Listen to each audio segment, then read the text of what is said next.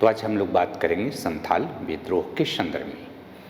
और जो भी विद्यार्थी CDPO मेंस एग्ज़ाम दे रहे हैं उनको इस टॉपिक को तैयार करना चाहिए, क्योंकि यह टॉपिक जो है बहुत संभावित है, यानी पॉसिबिलिटी है कि प्रश्न इस टॉपिक से पूछा जाए। तो जब आप संथाल विद्रोह पढ़ते हैं तो संथाल विद्रोह के अंतर्गत हमें 3 चीज़ों को ध्यान में रखना है। फर्स्ट, हमें क्या ध्यान में रखना है कि इसके कारण क्या है, राइट। दूसरा, हमें ध्यान में रखना है कि इसके परिणाम क्या हैं। और तीसरा, हमें ध्यान में रखना है कि संथाल विद्रोह की प्रकृति क्या है, क्योंकि प्रश्न कैसे पूछा जाता है। ध्यान ये रखिएगा कि प्रश्नों को आप देखिएगा तो प्रश्न के अंतर्गत बहुत सिंपली प्रश्न पूछा जाता है कि संथाल विद्रोह के कारण एवं परिणामों की व्याख्या करें, या फिर पूछा जाएगा कि संथाल विद्रोह के कारण एवं प्रकृति की विवेचना करें। यानी 3 एंगल पर आपको सोचना है, राइट।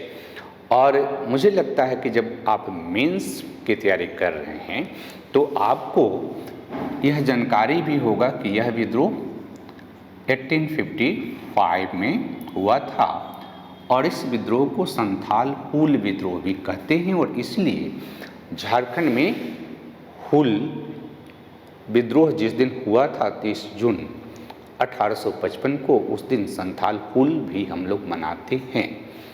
अब सवाल ये है कि अगर इस विद्रोह से हमें ये 3 डायमेंशन में प्रश्न पूछा जाता है तो इस डायमेंशन में कौन कौन से इम्पॉर्टेंट पॉइंट होने चाहिए।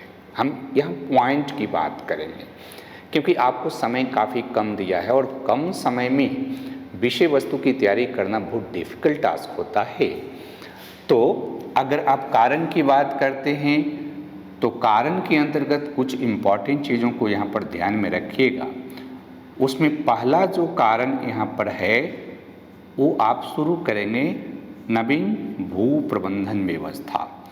देखिए, ये नवीन भू प्रबंधन व्यवस्था ही संथाल विद्रोह के कारण की पृष्ठभूमि का निर्माण करता है। कैसे करता है, थोड़ी सी आप समझ लीजिए कि 1793 ईस्वी में ब्रिटिश ईस्ट इंडिया कंपनी ने बंगाल, बिहार एवं उड़ीसा में अस्थायी बंदोबस्त व्यवस्था लागू किया, और इस व्यवस्था के अंतर्गत भूमि का मालिक जमींदारों को बनाया गया था, राइट।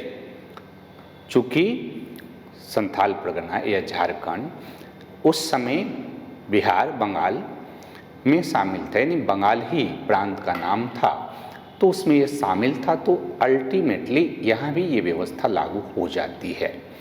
लेकिन इस व्यवस्था के पहले क्या था, ध्यान रखना है कि 1793 में जब अस्थायी बंदोबस्त व्यवस्था हम लागू करते हैं तो उसके पहले इस क्षेत्र में भू प्रबंधन व्यवस्था के संदर्भ में क्या प्रावधान था।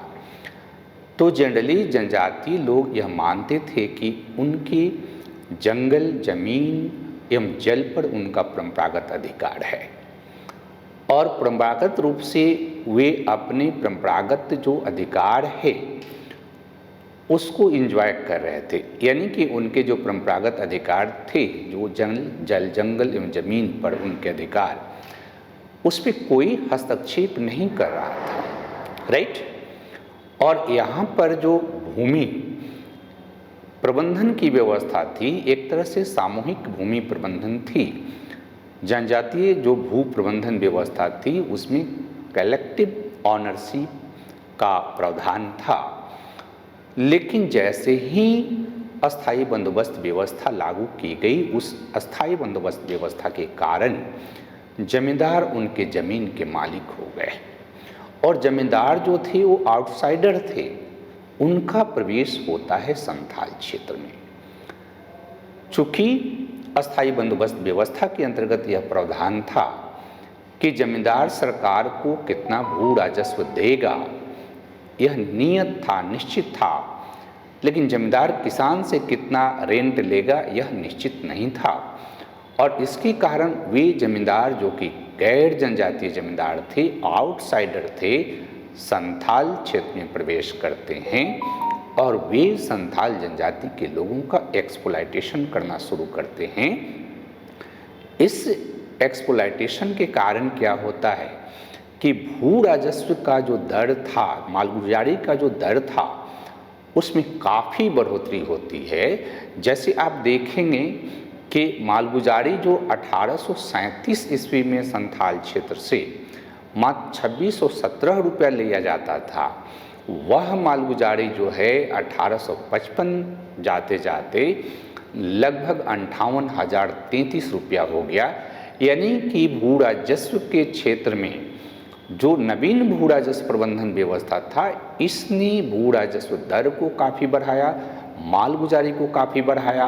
और इसके कारण क्या हो रहा कि ये जो जमींदार संथाल लोगों का एक्सप्लॉयटेशन करते हैं, संथाल जनजाति के जो लोग हैं, इन जमींदारों द्वारा बढ़ाए गए रेंट से सबसे पहले एक्सप्लॉयट होते हैं, है ना।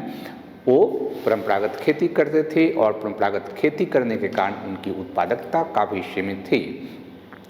इस कारण से इतनी अधिक दर पर वो रेंट देने में सक्षम नहीं थे। लेकिन एक और यहाँ से सिस्टम डेवलप होती है, वो सिस्टम डेवलप होती है दूसरा, जिसको हम लोग महाजनी प्रथा कहते हैं। ये जैसे ही जमींदारों द्वारा रेंट बढ़ाई जाती है, वैसे ही इस क्षेत्र में महाजन का आगमन होता है। और ये महाजन जो बनिया हैं, ये जनजातीय लोगों को एक तरह से लोन देना शुरू करते हैं, ऋण देना शुरू करते हैं और बिना जमानत के ऋण देते हैं, राइट। क्योंकि ये उनके बीच रहना शुरू करते हैं और ये भी क्या हैं कि आउटसाइडर हैं, राइट। तो एक तो जमींदार, दूसरा महाजन। जनजातीय लोग जो है जमींदार को रेंट नहीं दे पा रहे हैं, तो महाजन से ऋण ले रहे हैं, और महाजन से ऋण ले रहे हैं तो ये जनजातीय लोग जो है इनके ऋण के चंगुल में फंस जा रहे हैं। अब इनके ऋण के चंगुल में फंस जा रहे हैं, तो ये जो महाजन थे, ये दो तरह के गड़बड़ियाँ करते थे। एक तो कि ये जो इंटरेस्ट लेते थे, जो ब्याज लेते थे, ब्याज का दर इनका काफ़ी ज़्यादा था, कई बार तो 200% से भी अधिक थी। दूसरा, ये धोखाधड़ी करते थे, जिसके अंतर्गत जो अशिक्षित जनजातीय लोग थे, उनका ठिप्पा अंगूठा ले लेते थे कागज़ पर, सादे कागज़ पर, और अपनी मन माफिक जो है उसमें ऋण का दर और ब्याज का दर और मूलधन और चक्रवृद्धि ब्याज से ये ब्याज वसूलते थे उनका, उसको ये लिखते थे। तो एक बार जनजातीय व्यक्ति जब महाजन के चंगुल में फंस जाता था, तो जीवन भर पीढ़ी दर पीढ़ी जो है वह महाजन के चंगुल में फंसता था, कभी उससे बाहर नहीं निकलता है। और इस महाजनी प्रथा के कारण क्या होता है कि यहाँ से जनजातीय जो भूमि है, ये जनजातीय भूमि गैर जनजातीय महाजन के हाथ में जाता है। एक पहलू तो ये होता है। दूसरा, इसके कारण यहाँ पर बंधुआ मजदूरी प्रथा का डेवलपमेंट होता है। और तीसरा क्या होता है कि महाजन और जमींदार के द्वारा इनकी महिलाओं का यौन शोषण भी किया जाता है। ये तीनों फिनोमेना यहाँ पर होता है। और इसके कारण क्या होता है कि धीरे धीरे जनजातीय लोगों में आक्रोश की भावना का विकास होता है, राइट। इसके बाद एक और फिनोमेना होता है इस क्षेत्र में कि तीसरी रेंज में यहाँ पर आते हैं नील्हे ठेकेदार, है ना। ये नील्हे ठेकेदार जो हैं, कॉन्ट्रैक्टर जो हैं, जो नील की खेती कराने का काम करते हैं, ये धीरे धीरे संथाल लोगों की जो ज़मीन है उस पर कब्जा करने शुरू करते हैं। और संथाल लोगों के ज़मीन पर जब ये कब्जा करना शुरू करते हैं, तो ये भी एक बहुत बड़ा एक्सप्लॉयटर के रूप में होते हैं। और ये एक तरह से अंग्रेज होते हैं। यहाँ पर ध्यान में रखना है कि ये दो ग्रुप तो भारतीय है, लेकिन ये नील्हे ठेकेदार जो है अंग्रेज ठेकेदार हैं, जो नील की खेती करा करके और फिर जो है नील को एक्सपोर्ट करते थे भारत से यूरोप की ओर। तो फिर इन्होंने भी क्या किया कि इनका एक्सप्लॉयटेशन करना शुरू किया, इनके ज़मीन पर कब्जा शुरू किया, और ये प्रोसेस चल ही रही थी कि चौथा इम्पॉर्टेंट फिनोमेना क्या होता है कि राजमहल जो क्षेत्र है इसके बीच और कलकत्ता के बीच रेलवे लाइन बिछाने का काम शुरू हुआ, और यहाँ एक नए ठेकेदार आए जो कि एक तरह से ये भी गैर जनजातीय थे। ये जो ठेकेदार थे जो कि गैर जनजातीय थे, जो रेलवे के विकास में काम कर रहे थे, यहाँ पर ध्यान में रखिएगा कि समान तौर पर आप देखिएगा कि जनजातीय महिलाएं जो है कामकाजी होती है, बहुत सारा काम करती है। इस बीच ये सूचना मिलती है कि इन ठेकेदारों ने 3 संथाली महिलाओं का अपहरण किया और उसके साथ जो है एक तरह से गलत व्यवहार किया। इसके कारण क्या है कि पहले से ही ये गैर जनजातीय लोगों के बीच जनजातीय लोगों में आक्रोश तो था ही। ये आक्रोश धीरे धीरे बढ़ती जाती है, और एक पांचवा अगर एंगल आप समझने का प्रयास करेंगे तो पुलिस प्रशासन एवं न्यायपालिका है ना, ये भी इसके लिए उत्तरदायी है, क्योंकि ब्रिटिश ईस्ट इंडिया कंपनी जो है, जो कि इस क्षेत्रों पर अधिकार उनका था। ब्रिटिश ईस्ट इंडिया कंपनी के काल में, इस काल में जिसकी चर्चा हम कर रहे हैं, संथाल परगना और राजमहल का जो एरिया है ये भागलपुर डिस्ट्रिक्ट में पड़ता था। तो अगर किसी को इनके गलत गतिविधियों के बारे में सूचना अगर देनी है तो उसे भागलपुर जाना पड़ता था। न्यायालय वहाँ भागलपुर में था, जो कि एक जनजातीय व्यक्ति के लिए वहाँ जा कर के केस करना, केस को लड़ना बहुत मुश्किल काम था। और दूसरा, जो पुलिस था, पुलिस में जो दरोगा होता था, वो जनरली दरोगा जो है इन गैर जनजातीय जो शोषक लोग हैं, इन शोषक लोगों के पक्ष में काम करते थे, जिसके कारण जनजातीय लोगों का जो आक्रोश था वो निरंतर बढ़ते जाता है। इसी बीच आप देखेंगे कि महेश लाल नामक जो दरोगा है वह लिट्टीपारा के विजय महतो को गिरफ्तार करता है और गिरफ्तार करके भागलपुर जेल ले जाता है, जहां जेल में उसकी मृत्यु हो जाती है। बाद में महेशलाल दत्त ने बरहेत से चंपिया माझी, गर्भू माझी, लखन माझी, हरमा माझी को गिरफ्तार किया और महाजन के घर में गिरफ्तार करके रखा हुआ था, भागलपुर ले जाने की तैयारी कर रहा था। इसी बीच जो है ये सूचना जो है सिद्धू को मिलती है और सिद्धू बरहेत पहुंचते हैं और सिद्धू ने महेशलाल दत्त से बात किया कि आप इन्हें छोड़ दो। इसी बात के क्रम में सिद्धू का महेशलाल दत्त के साथ झगड़ा हो जाता है और झगड़ा होता है तो सिद्धू ने महेशलाल दत्त नामक दरोगा की हत्या कर दी।